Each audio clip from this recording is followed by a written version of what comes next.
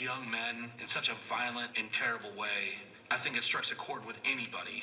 You know, they're scared for their own children. The first mystery that police had to solve is who those two young men were. They don't have ID on them.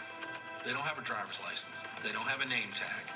What are we going to do to try to identify these two young men? So I came up with the idea that we would contact the forensic artist from our crime scene unit.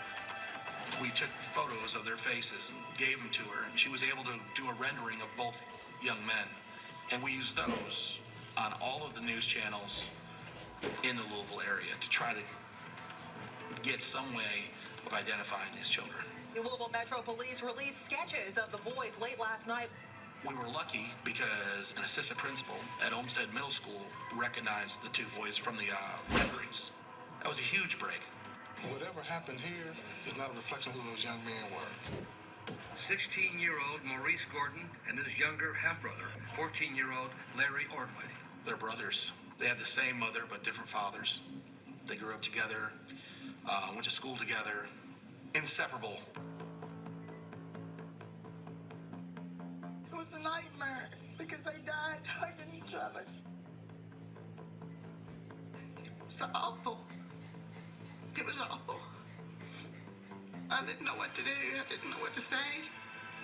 They were full of energy and they were really good kids. They loved sports and playing music and watching Kentucky football and basketball with their pop-pop. Happy boys. They never really got in trouble. Their mother told police she had last seen them when they went off with a man she had briefly dated. That's the first time we hear the name Bryce Rhodes. He went by the street name of Rambo, if that tells you anything about his character. Bryce Rhodes was active in the neighborhood. He has rap videos that he puts out talking about the drug game and just running in the streets. It's not going to be on MTV anytime soon. In one of the rap videos, you actually see the two victims. As he's rapping one of his songs, you see the first victim, and then you see the next victim, and you see them together.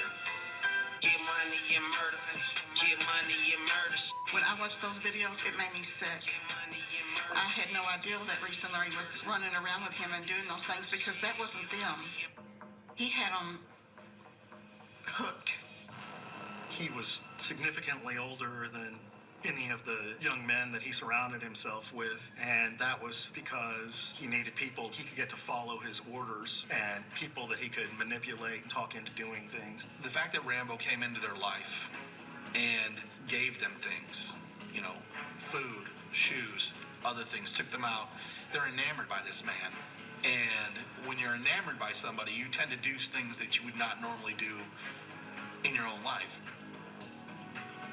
We had a connection.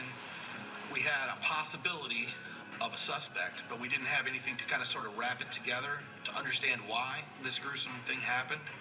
Until detectives pinged the cell phone of one of the dead boys, and it lit up across town in the hands of one of Bryce Rhodes's followers. Then the pieces started to fall into place.